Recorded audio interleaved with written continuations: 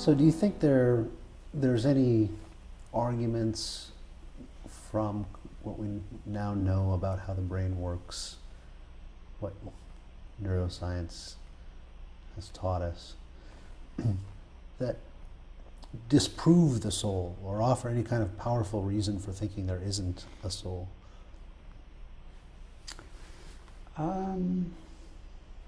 Well, I don't know as much about neuroscience as I ought to, so I don't want to answer that with very much confidence.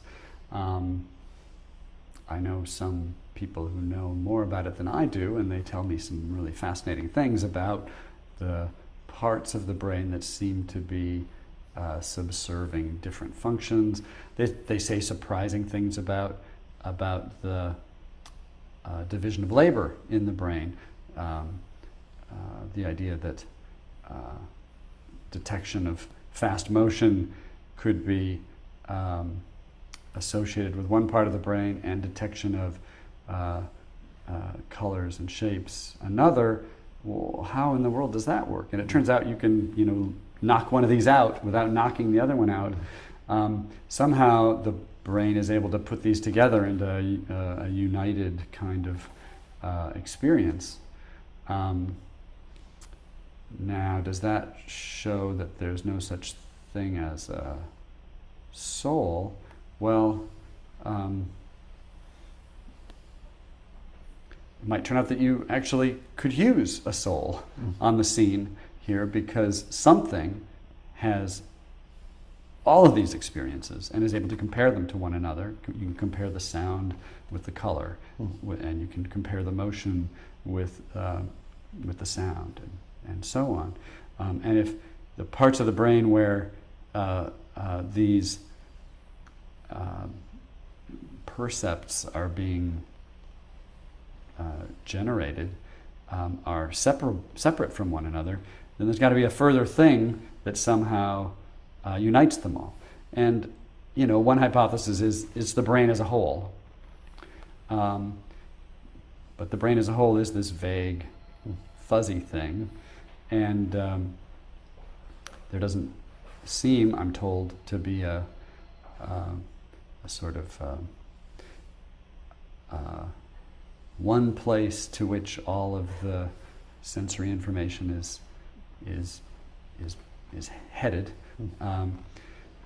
If that were to turn out to be the case, introducing a soul as a kind of hypothesis about the thing to which the phenomenal experiences happen, the thing that actually feels the pain and smells the smell and senses the color, it's not the brain at all, or even a part of it. That might be a suggestive empirical hypothesis. I mean, you certainly if you opened up the skull and you found that the parts of the brain that are associated with colors and shapes were separated from one another and not even communicating with one another at all, and this would give you, because that you're aware of both of these. Yeah. It would give you a reason to suppose that you're something else. Yeah. Now, of course, it isn't exactly like that, but there are some surprising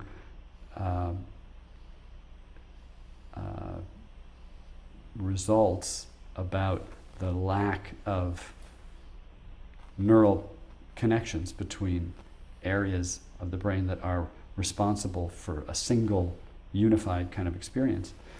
So sometimes philosophers talk about the unity of consciousness. Our experience of the world is tied into a unity. It's one person, so it presents itself to me, having this visual experience and having this auditory experience. It's tightly unified into a single subject of consciousness.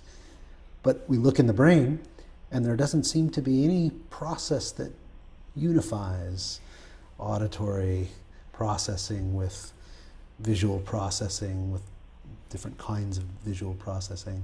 And so the thought is, well, maybe there isn't any kind of physical unification of those different processes going on. Maybe it's all being unified in a single soul. It's a non-physical unifier. Uh-huh. Yeah, yeah, and you know, as I say, my knowledge of these of cutting edge neuroscience is pretty slender. But what one does hear is that this is a serious problem, and you have different approaches to solving it. At least part of it would be called the binding problem. How do different aspects of a single experience get sort of bound together? If you're aware of a couple of shapes and a couple of colors, how is it that the one color gets associated with the one shape and not the other? And there's proposals, but none of them, I'm told, has sort of carrying the day at this point. Of course, that's no reason to stop looking. But for people who believe in souls, it's a suggestive result. Well, when you think about believing in the soul as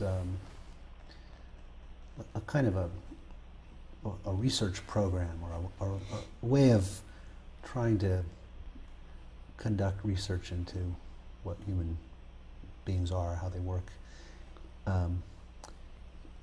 it's an attractive possibility that